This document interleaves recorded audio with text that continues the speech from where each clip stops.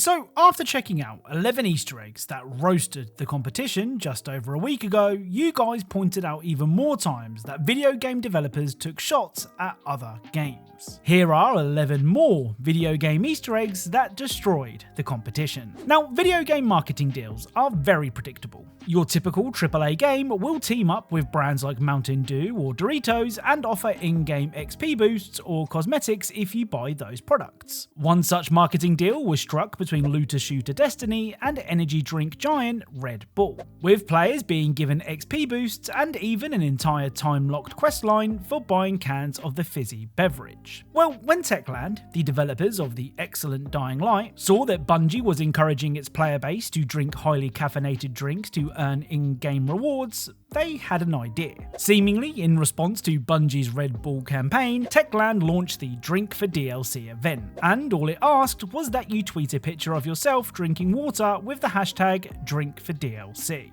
After the success of the campaign, with over 15,000 people tweeting pictures using the hashtag, the Fountain of Youth quest was added to Dying Light, and it required Crane to restore running water to Old Town. What makes this 10 times funnier is that after completing this good deed, Crane even says this. We've got water again, not just in our building, but in my whole district too. You did my job and you did it well. Even the fountain works again. Amazing, Crane. Good. It's better to drink water than energy drinks. I mean, the fact that Techland created an entire in-game quest just to mock Destiny, Red Bull and Bungie is really damn funny. Now, in the previous video on this topic, we discovered that Duke Nukem was a bit of a bully. Except he wasn't, because he always picked on games much more popular than his own. Well, this next Easter egg might be an exception.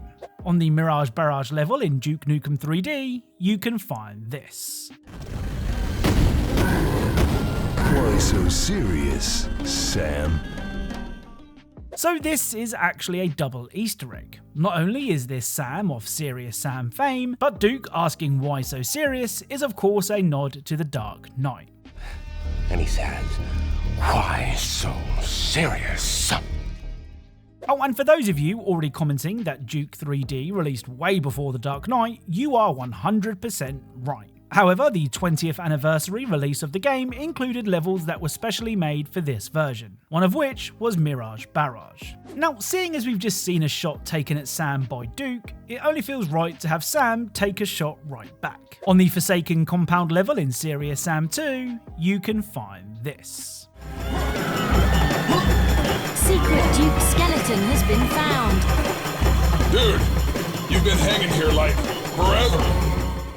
So poor Duke has found himself in quite the predicament, with a missile inserted into his exit hole. Sam saying that Duke has been hanging here forever is a reference to Duke Nukem Forever's infamously long development time. Personally, I think that Sam wins this one. Now, we've already discovered that Driver 3 had the balls to take a shot at Rockstar, and more specifically, its Vice City protagonist, Tommy Vercetti, in the form of armband-wearing Timmy Vermicelli. It was a good joke aimed at the fact that Tommy Vercetti couldn't swim, but Rockstar were always going to fire back. And fire back they did. In the Mad Dog's Rhyme mission in Grand Theft Auto San Andreas, you can catch a guard playing a game. Sucks!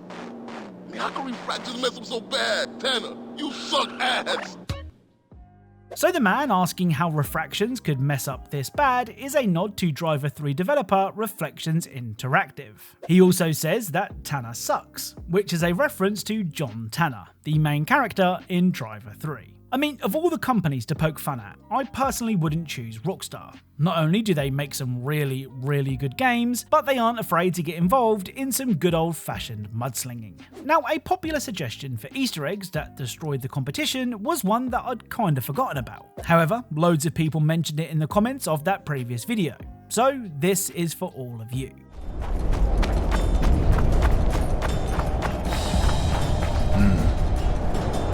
Guess they'll never learn.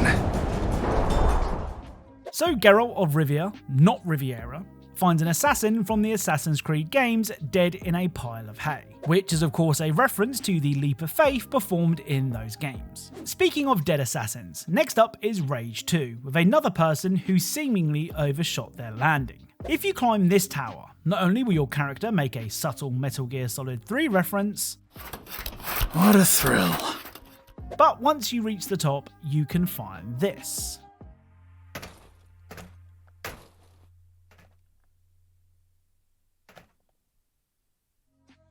So down below, a body can be seen. Heading back down the ladder reveals a chap who looks an awful lot like Altair from the original Assassin's Creed, though I could be wrong.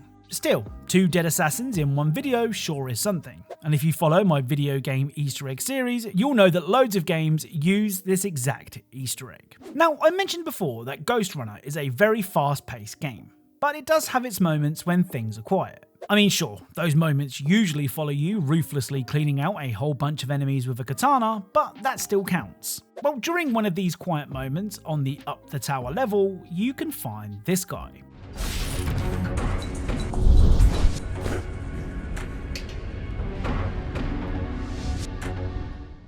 So this is Jacket from the Payday games, though I think it's safe to say he won't be robbing any banks for a while. Now, as we've seen a lot of times already, when a game wants to mock a rival, it usually does so by killing its main character. However, Postal Brain Damage goes about things a different way. During the 0G area of Chapter 14, you can head down and find 3 health pipes. After collecting your hard-earned pipes, begin to float upwards, where you'll be greeted by several ominous messages.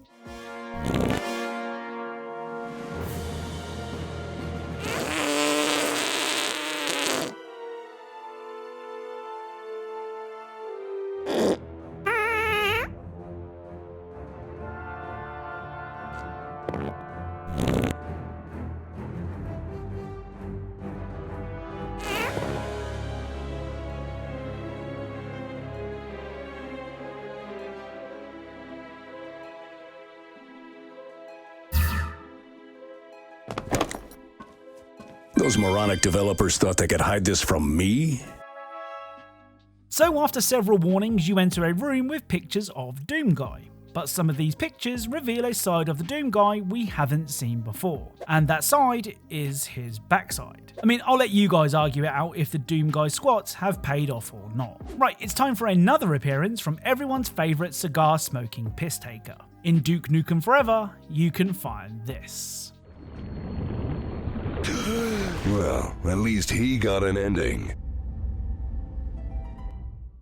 So this is a weird one. On the one hand, this is the severed head of a psycho from the Borderlands games. On the other hand, Duke does mention the fact that Borderlands got an ending. On the scale of Duke Burns, this is a bit more on the tame side. Now, the Stalker games are known for being unrelenting first-person survival games that will see you loading a previous save more times than you would like to admit. In fact, Stalker Shadows of Chernobyl seems so hardcore that even famous video game heroes have met their demise in the game. In an underground tunnel, you can find the corpse of a glasses-wearing man who is named Freeman. Now, before you go jumping to conclusions, well, actually you can jump all you like, as this is Half-Life hero Gordon Freeman. For further proof of this, you can find Gordon's PDA, which mentions Mesa, as in Black Mesa, but more tellingly, and more heartbreakingly, is that Gordon had to give away his trusty crowbar. So that's it. If you enjoyed this video, then a like is appreciated. I upload videos twice a week and have 2 separate series where I only upload Easter eggs or details that I've never shared before. Though I do sometimes like to dabble in compilations like this, so if that's your sort of thing, then click subscribe.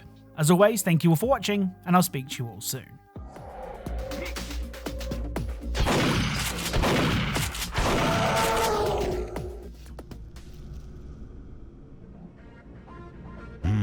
That's one doomed space marine.